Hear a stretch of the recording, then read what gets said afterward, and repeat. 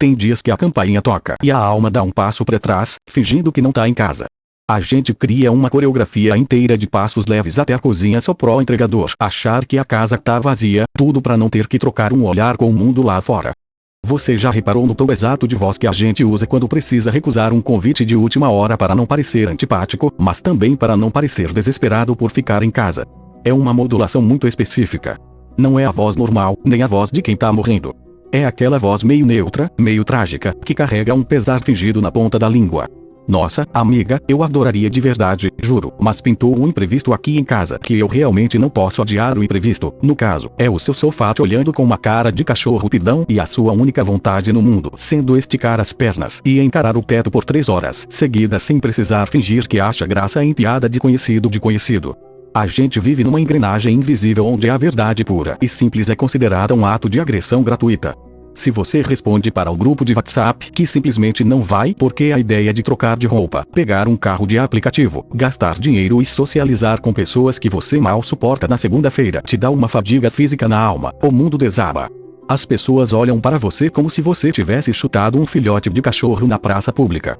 Então, a civilização inventou um lubrificante social magnífico chamado desculpa. Lembra daquela cena clássica em O Show de Truman, quando o protagonista vivido pelo Jim Carrey tenta fugir da rotina meticulosamente ensaiada e esbarra nos limites artificiais do cenário, percebendo que cada poste, cada vizinho simpático e cada cumprimento exagerado na calçada faz parte de um grande teatro montado para mantê-lo ali, cumprindo o papel designado. A nossa vida social adulta tem muito disso. A gente passa o dia inteiro transitando por cenários onde todo mundo sabe que está encenando, mas ninguém ousa quebrar a quarta parede. Quando você inventa uma desculpa esfarrapada para não ir àquele aniversário de um primo distante do seu cunhado, você não está só mentindo, você está honrando o pacto social. Você está dizendo, eu respeito tanto a nossa farsa coletiva que me dei ao trabalho de inventar que meu cano estourou só para poupar todo mundo de ter que lidar com a minha falta absoluta de vontade de existir em grupo hoje. É um talento artístico fascinante. A boa desculpa exige timing, moderação e, acima de tudo, verossimilhança. Se você mente demais, fica inverossímil. Se você diz a verdade, você é taxado de antissocial, esquisito, alguém que mudou muito, que começou a trabalhar de casal ou que está muito isolado. O filósofo francês Jean-Paul Sartre falava muito sobre como o olhar do outro nos petrifica, nos transforma em objeto, rouba a nossa liberdade porque a gente passa o tempo todo agindo em função do julgamento alheio. Pois bem, a desculpa é o escudo contra esse olhar petrificante. É a fresta pela qual a gente consegue escapar da jaula dos nossos deveres sociais sem fim. Pensa na logística mental que antecede qualquer convite de fim de semana. O celular vibra na mesinha de centro. Você olha a notificação da mensagem de áudio de 3 minutos com aquela mistura clássica de pavor e tédio. O coração dá uma acelerada de leve, não de emoção, mas de puro cálculo estratégico. Quanto tempo eu devo esperar para responder para não parecer que eu estava só mofando no sofá olhando para o teto? Se eu respondo em 2 segundos, fica óbvio que eu não tenho vida social e que estava só esperando o estímulo de qualquer tela para me distrair da minha própria companhia. Se eu demoro 4 horas, a pessoa vai achar que eu estou fazendo doce ou me achando importante demais. Então a gente cria uma janela aceitável de 17 minutos. Nesse meio tempo, o cérebro já começa a rodar um simulador de voo para calcular todas as alternativas possíveis de fuga. E aí entra o repertório de desculpas. Tem a categoria clássica da saúde levemente debilitada, que é infalível porque ninguém ousa duvidar de uma enxaqueca ou de uma virose misteriosa que começou do nada. Nossa, acordei com uma dor de barriga horrível, acho que foi aquele lanche ontem, é feio. Mas funciona como um passe livre e universal. Ninguém discute com a diarreia alheia. A biologia é a única força soberana capaz de peitar a insistência coletiva. Se você diz que está com dor de estômago, o outro lado automaticamente recua, emite um emoji de força e diz melhoras, depois a gente marca. Pronto. O pacto foi cumprido, a harmonia do universo foi mantida, e você pôde voltar a comer pipoca de pijama com a consciência tranquila de quem venceu o sistema por vô. O problema é que a gente virou especialista em inventar justificativas até para coisas que nem exigem justificativa. A gente pede desculpa por existir, por demorar para responder uma mensagem que não pedia urgência nenhuma, por cruzar com o vizinho no elevador e não ter um assunto genial para comentar sobre o tempo. A vida moderna transformou a nossa autonomia em um pedido de desculpas constante. É como se a gente estivesse sempre devendo uma satisfação para o cosmos, como se o nosso tempo livre fosse um empréstimo juro alto que a gente precisa justificar a cada centavo gasto. Arthur Schopenhauer, aquele pensador alemão que parecia estar sempre de mau humor com a humanidade inteira, e convenhamos, com razão, dizia que a solidão é o quinhão dos espíritos superiores, ou pelo menos o refúgio de quem não aguenta mais o falatório fútil do mundo. Schopenhauer olhava para os salões burgueses da Europa do século XIX e sentia a mesma coceira de tédio que a gente sente hoje ao abrir o feed dos stories e ver 200 pessoas fingindo que estão tendo a melhor de suas vidas em um bar barulhento onde ninguém consegue ouvir o próprio pensamento. Só que Schopenhauer não tinha o WhatsApp para inventar que o pneu do carro furou. Ele simplesmente não ia e aceitava ser chamado de misantropo. Nós, por outro lado, somos misantropos educados.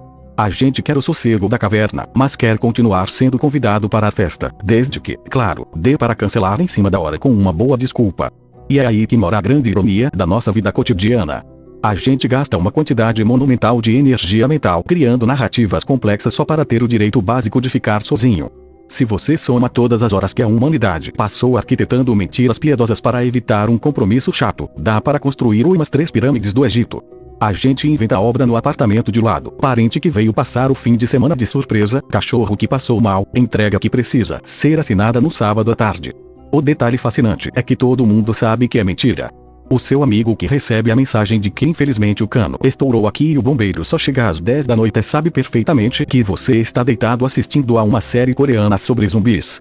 E você sabe que ele sabe. Mas a beleza da vida em sociedade reside justamente nessa trégua mútua. A mentira social não é uma traição à verdade, é um acordo de cavalheiros.